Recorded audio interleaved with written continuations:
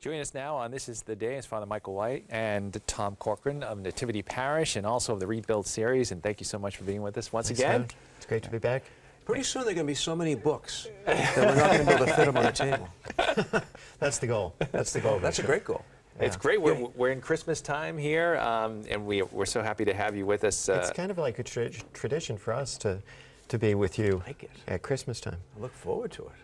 Talk about Christmas at Nativity. I know this has been a process over the years, and you actually have a mass at a cow palace. And what are you looking forward to? Christmas at the Cow Palace. That's what we call it. Right. Well, every year parishes go through this exercise of trying to get as many people into the church as early as possible on Christmas Eve, and it's kind of a daunting, difficult exercise. So a few years ago now, about 12, I think, we went to a facility that's just across the street from us. It's the Maryland State Fair, and we actually have Mass in the Cow Palace. Wow. I'm jealous because I'm about to do that, that juggling of Masses in two different locations on Christmas Eve, and everybody does want to go at 4 o'clock. That's right. But can I ask you this? Christmas at Nativity, which is kind of like a play on words in a way, Christmas at Nativity. And at the Cow Palace. But the whole decision a number of years ago to do this, can you reveal the process behind that? How is a decision like that made? Well, it was a July evening, and I was out on York Road, which is the main drag in our town, and I was stopped at the light in front of the fairgrounds, and the gates were open. And I'd never been in, and I didn't have anything else to do, so I drove in, got out, walked around, and the idea occurred to me like that. This is where we should do Christmas. Let's bring everybody together at one Mass and just have one great big celebration that the whole parish can attend and welcome visitors and guests. So it was the brilliance of the pastor. That's it, isn't it? Isn't that always the case? The wisdom of the priest. No, I mean, I went home and told Tom about it. I thought you were crazy. Yeah, that's the craziest thing I ever heard. And that was the reaction pretty much of everybody. But over time, people realized, no, it's a great idea because we had understood the dysfunction of trying to fit so many people in a church that's not meant to fit that many people on Christmas Eve at that one time, as you talked about. So, and it's really worked out well. It's just over the years, this will be our 12th Christmas Eve there. And it's just grown. And we've actually moved from a smaller building and now to the Cow Palace. And we're adding 1,000 new seats this Christmas Eve. So. Wow. And let's not forget the appropriateness of celebrating Christmas in a barn. That's true. Yeah. Right? Sure enough. And people on the Catholic TV network can enjoy that Mass and pray along with you at 11:30 Eastern I know, time, we're right so here on excited. Catholic This will TV. be the second year in a row that Catholic TV has carried the Mass, and I think you'll really enjoy it. You can watch it right after It's a Wonderful Life. It's a Wonderful Life ends, I think. That's right. You can join it for that. It's a perfect Christmas Eve. And it's a wonderful parish. Well, we were talking about this before too, and parishes face this, the dilemma of Christmas and the extra people that are there, and over the years people have talked about different ways of approaching this too. What advice would you give parishes seeing people coming to Christmas Mass maybe for the first time in a while, and the ways to invite them or keep everybody together? I would really challenge parishioners and regulars to be open and hospitable to the newcomers.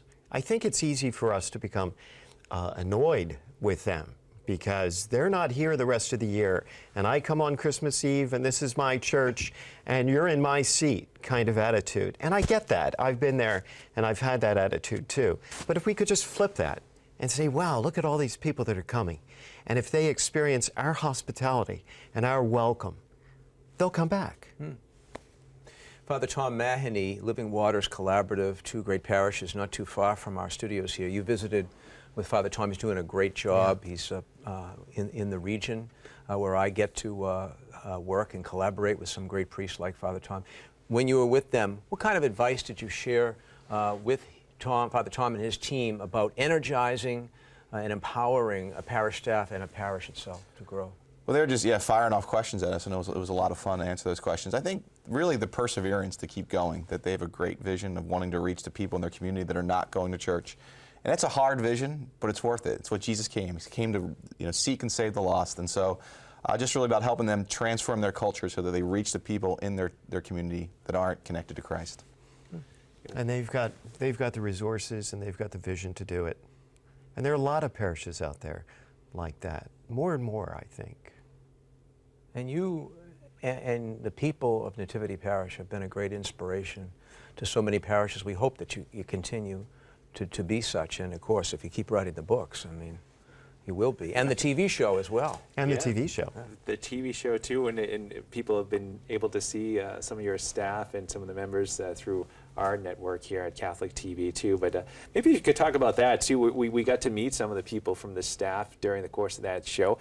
What are some ways that parishes and members of the staff can identify good people to volunteer or to become part of the You know, the staff? good people are there. They're in the pew. They're waiting to be asked.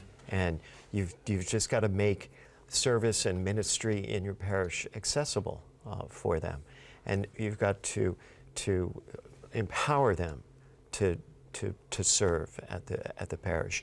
And you've got to thank them when they do. And I would add just painting the vision of what the church is to be about. That as people are willing to sacrifice, if I'm reaching the people who don't know Jesus and can bring in and can use those efforts to bring them into a relationship with Him, people will sacrifice. They will give up their time if you paint that vision. We hate to see you go back, but we know that you have to. Thanks again for celebrating Mass yesterday, by the way. Hey, on the thanks. Catholic TV network. Nice to be with you. And since today's Christmas, we come bearing some gifts. I love gifts. Kevin, we've got our brand new rebuilt field gosh. guide. Wow, thank just you very published much. this fall. Wow. And a rebuilt mug. That's great. Thank you. And for the bishop, we have a Whoa. very special gift. Whoa, should I open it or put it under the You tree? have to open it. I have to open it? Yes. Right here on, I know on you're not live supposed to tell television? bishops what they have to do, but right here, right now. Oh my gosh, I know what it is. Oh, wow. You do? I do. That's Isn't that beautiful? This is my coat of arms. Wow. Jesus sola nobis spes. Jesus is our only hope.